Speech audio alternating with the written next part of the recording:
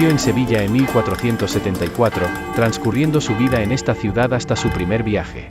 Con una formación autodidacta escribía en latín y orientó sus enseñanzas en teología, filosofía y derecho, aunque no pasó por la universidad. Parece ser que la primera vez que embarcó fue en 1502 con el propósito de hacerse cargo de los negocios que su padre había dejado en el continente. Luchó contra los indios, participando en la conquista de Cuba, y esto le valió para recibir una encomienda, que utilizó algún tiempo hasta rechazarla, pues no podía predicar contra ella siendo encomendero. Luchó en la metrópoli por su abolición. En 1506 regresó a Sevilla, donde recibió las órdenes menores, regresando a la Española en 1508 y unos años después, en contacto con los dominicos, tomó las órdenes mayores en esta orden. Más tarde fue nombrado obispo de Chiapas. Poco tiempo dedicó a sus fieles, pues España absorbió totalmente su esfuerzo. Dedicó toda su vida a la defensa de los indios, rechazando los supuestos abusos cometidos en la colonización, aunque siempre la relación de esos abusos los obtuvo de segunda mano, nunca de forma presencial. Tampoco se integró en ninguna comunidad indígena ni aprendió ninguna lengua de los nativos.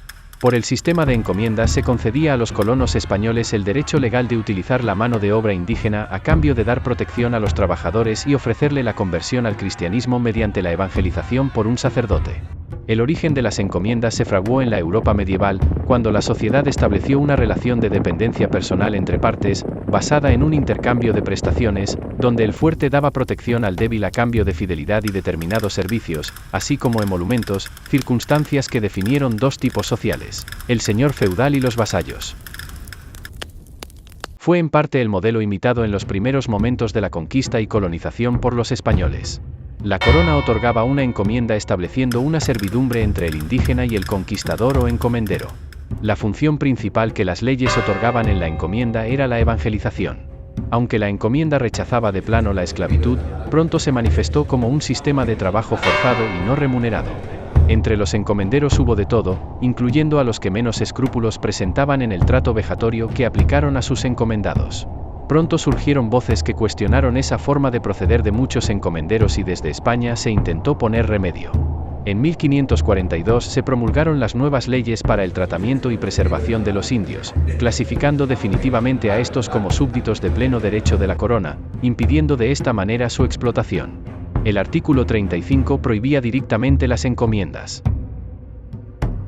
La obra de Fray Bartolomé de las Casas ha sido causa de grandes y perversos males ocasionados a su propia nación y que sirvieron de iniciativa a otros países, para del mismo modo atacar a España, a pesar de que voluntariamente no hubiese sido este su objetivo ni su deseo. Psicológicamente debería haber sido estudiado en profundidad y, según el diagnóstico obtenido, hubiese puesto alguna luz, para demostrar que ese grave fanatismo, seguido de la agresividad verbal, junto con la total aceptación de sus quimeras con las que acompañaba sus manifestaciones, base principal de sus actuaciones, lo conducía fuera del orden natural y humano. La falta de una equidad en sus aseveraciones, pueden conducirnos a pensar que él mismo llegó a creerse sus propias falsedades, como suele ocurrir en personas que muestran un estado desequilibrado en sus relaciones con los demás, cuestión comprobada por psicólogos reputados con demasiada frecuencia. Fray Bartolomé fue un delirante maníaco, que puso su vida y su trabajo erróneamente en una obra que hubiese alcanzado totalmente el apelativo de noble y constructiva y que maleó por caminos equivocados. En uno de sus escritos, Brevísima Relación, la gran investigadora, María Elvira Roca Barea nos expone: pertenece a un género literario cuya poética incluía las exageraciones por definición. Sobrepasa los límites que el género polémico se impone a sí mismo. La hipérbole alcanza el disparate y sobrepasa con creces el límite de la difamación. Su mera lectura es suficiente para desacreditarla como documento fidedigno. Produce estupor y lástima. Nadie con un poco de serenidad intelectual o sentido común defiende una causa, por noble que sea, como lo hizo el dominico. Sus barbaridades no tienen límite, desde la justificación de los sacrificios humanos con el argumento de que es lo mismo que la misa, solo que los indios no son capaces de comulgar metafóricamente con su Dios, hasta la apología del tráfico negrero. Para que los mansos indios no tengan que trabajar, lo mejor es traer negros que, como no tienen alma, pueden servir para cualquier cosa. En Imperiofobia y Leyenda Negra, era una de las graves controversias de Fray Bartolomé: los negros podían ser esclavizados y usados para bien de los indios, al considerar que no tenían alma. Y no queremos en este artículo faltar a la verdad. Su gran interés por el bienestar de los indígenas fue real y constante.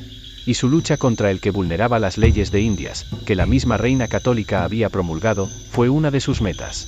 Como tampoco manifestar el carácter de muchos aventureros que se atrevieron a cruzar el Atlántico, y una vez en tierra firme, actuaron de forma inhumana contra una raza que consideraban inferior. Muchos serían los que desembarcaron con solo la idea de enriquecerse a costa de los demás y que sacaron sus más despreciables sentimientos en el trato con los indios. Pero tampoco debemos olvidar los sentimientos humanos que desarrollaron los más en la vida cotidiana de las nuevas tierras descubiertas. Sus esfuerzos por enseñarles su civilización y costumbres, como ha quedado acreditado y bien probado en las grandes fundaciones de ciudades, sus universidades, templos y todo el bagaje cultural que fue llevado de España y aún perviven en aquellos pueblos, constatan de esta manera la verdad que siempre persiguió la presencia española. Todavía hoy, nos inculcaron desde pequeños en las escuelas el amor por esas tierras y gente, de forma que siempre lo hemos llevado como bandera.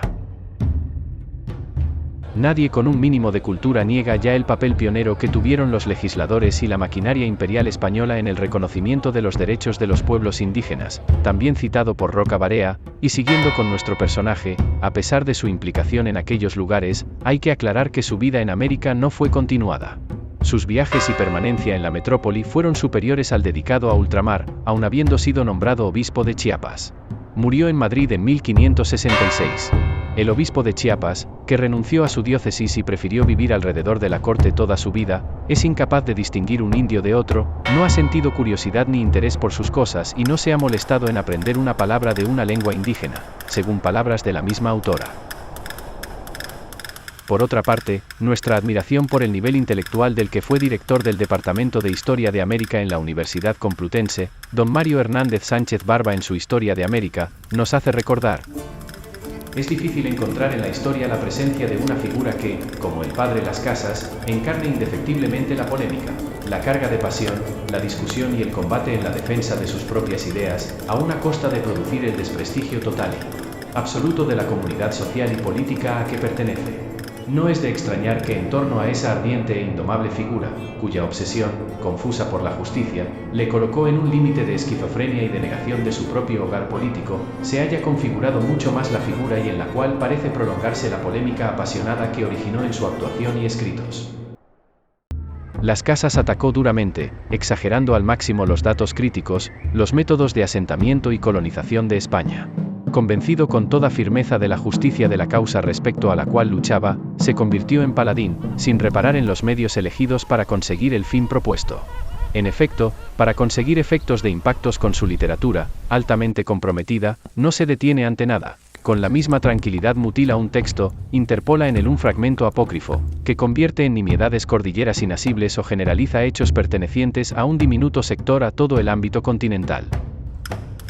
Menéndez y Pelayo en sus estudios de crítica literaria dijo de él: sus ideas eran pocas y aferradas a su espíritu con tenacidad de clavos, violenta y asperísima su condición, irascible y colérico su temperamento, intratable y rudo su fanatismo de escuela, hiperbólico e intemperante su lenguaje, mezcla de pedantería escolástica y de brutales injurias. La caridad misma tomaba un dejo amargo al pasar por sus labios. Y es que el padre Las Casas utilizó, para defender sus ideas, todos los datos que quiso, aun conociendo su falsedad, exagerando las cifras, mintiendo, a sabiendas de su ponderación. En los escritos mencionados, trató la conquista como un genocidio. Sus escritos adolecen de criterios realistas, sin ninguna relevancia histórica, al manifestar datos totalmente sacados de su imaginación, basados en sus meras emociones y faltos de realidad en los nombres de los españoles que citaba como sujetos del maltrato de los indios. En su tiempo fue censurado por la Inquisición española. Los muertos, que según él ocasionaban los españoles por violencia y abusos la cifraban en 2 millones, siendo aceptada por todos sin discusión. Hasta los enciclopedistas franceses cuestionaron estos datos por su despropósito. Fue evidente la disminución de población, aunque por motivos totalmente contradictorios. Hubo epidemias que asolaron los territorios, al contacto de los indígenas con una raza nueva, que produjeron un caos en su naturaleza virgen, merced a la cual, se produjo una gran disminución en su población y que hoy, gracias a las investigaciones, se conocen los medios utilizados para controlarlas. No fue todo por las luchas. También se debe tener en cuenta el mestizaje. La labor humanitaria española contemplaba asimismo la unión entre español e indígena. Ello hizo disminuir a esta población en pro de la mestiza, por los nuevos nacimientos. ya no se contabilizaban como indígenas, por lo cual el número de estos bajó considerablemente. En su total defensa del indio pacífico y maltratado, Las Casas se alejó de la realidad, sin tener en cuenta que existieron indios antropófagos, reductores de cabezas y la brutal costumbre, al morir los caciques, de ser enterrado, junto con sus concubinas, aún con vida, jóvenes, viejas, medianas y en número considerables.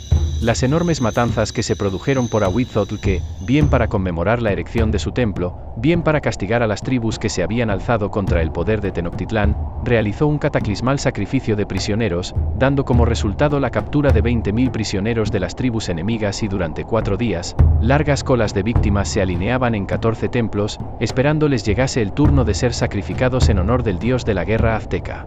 Este motivo y otros análogos tuvieron que ver con el triunfo español, al alineárseles multitud de tribus enemigas contra los poderosos aztecas. La labor realizada por España en América supera con creces la estrechez de miras de Las Casas y sus excesos.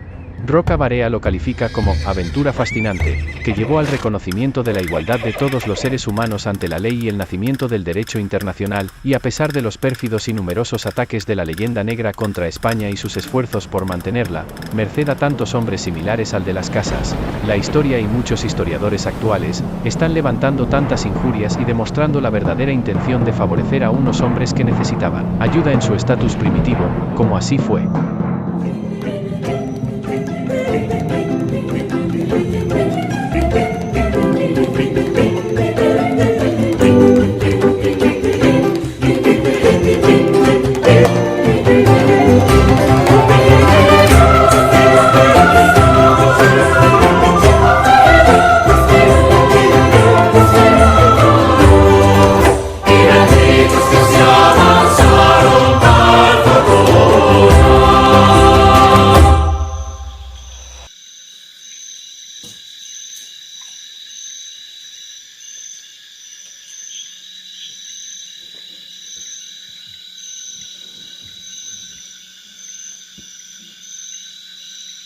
La historia nos observará con juicio.